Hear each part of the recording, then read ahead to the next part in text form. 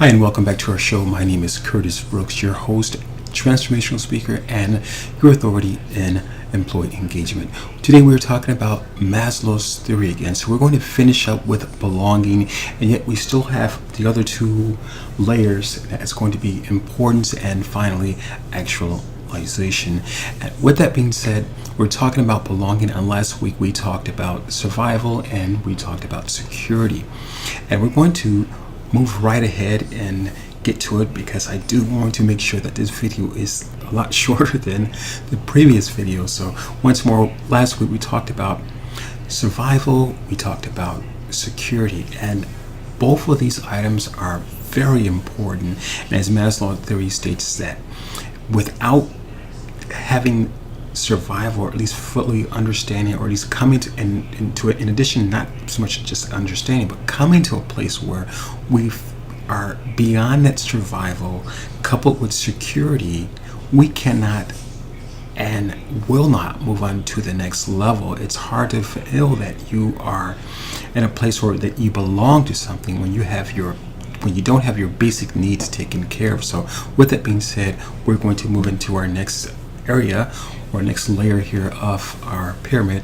We're talking about Maslow's theory in employee engagement. How does his theory relate to employee engagement, and more specifically belonging?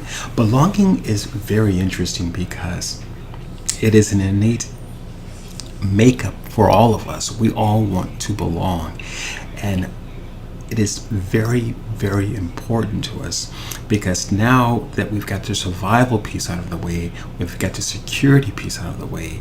Again, these are all things that we are working on individually yet collectively as a group. So once we've got the survival piece out of the way, we can now move on to the security piece. And yet now that we've got security piece, we have a sense of belonging. And once more, belonging is very interesting because it's a desire for all of us. We all need it. We all want it. And without it, it's hard for us to see anything else. It's hard for us to see where we fit in any organization, let alone family. And I think it's important to understand that this sense of belonging, sense of survival, sense of security, all of these things are truly basic, and they start from the ground up. And once more, if the survival piece of this puzzle or life is not met, it's hard for us to feel secure. It's hard for us to feel a sense of belonging. So that's the reason why the sense of belonging is so important, because if I don't know where I fit into your organization, it's going to be hard for me to contribute.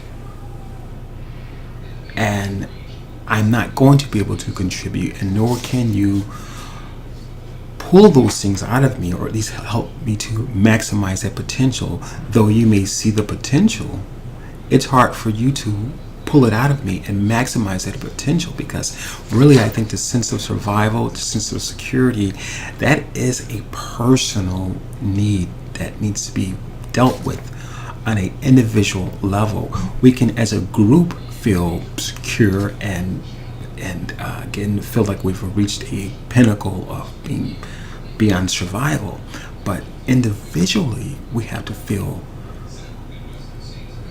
go beyond that survival need. We have to feel secure, and respectively, individually, we have to know that we belong. We can feel comfortable in groups, but we also have to know that outside of this group, do I understand my sense of belonging? And it relates equally to an employee, because this is individual work first. First and foremost, this is individual work. And we like to try to believe that it's a group effort. And as a group, we can feel secure. We can feel that we're beyond the level or the stages of survival. But the work essentially is a one-to-one assessment needs to be done for all of us as individuals. Before we wrap it up here, I want to toss these numbers out to you and to share with you the importance of belonging. This study was done by Dale Carnegie and an organization by the name of MSW Research. They did a study and surveyed 1,500 employees of different backgrounds and discovered that 29% of the employees were actively engaged. So that means that something was being done in their life, something was happening that favored them or that worked for them within their organization to motivate them, to encourage them to be there and to actively participate in their day-to-day activities of their job, their different tasks. 26% of those employees were actively disengaged, meaning that they are currently, they're not on the fence, but they're in a place where they're just mediocre, if you will. There, but not there. Good days and bad days, and perhaps more bad days than good days. I don't know. There's a lot to be read into that still yet.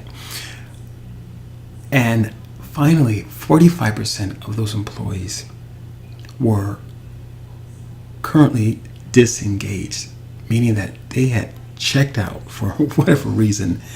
And altogether, you have a total of 71% employees of the 1,500 who were just really and essentially not there, could take it or leave it, and essentially taking up space, if you will.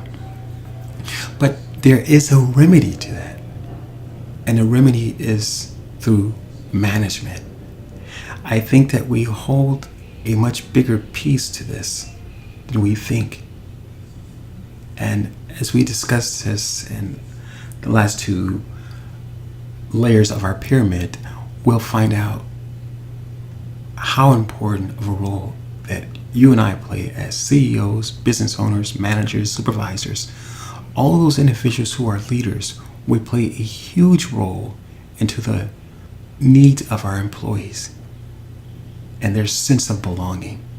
Once more, my name is Curtis Brooks. I'm your host, transformational speaker, and authority in employee engagement. Thanks for tuning in. For more information on how you can contact our organization, you can locate me at bookme at iamcurtisbrooks.com. That's BOOKME at iamcurtisbrooks.com.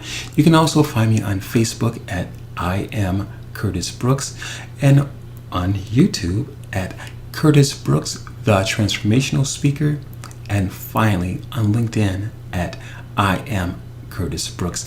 And stay tuned for next week. We'll be talking about the fourth layer in our pyramid, importance. So how does importance fit into your organization, at least the importance of the employee? Again, we're talking about employee engagement and why it can work for your organization. Thank you and have a great day.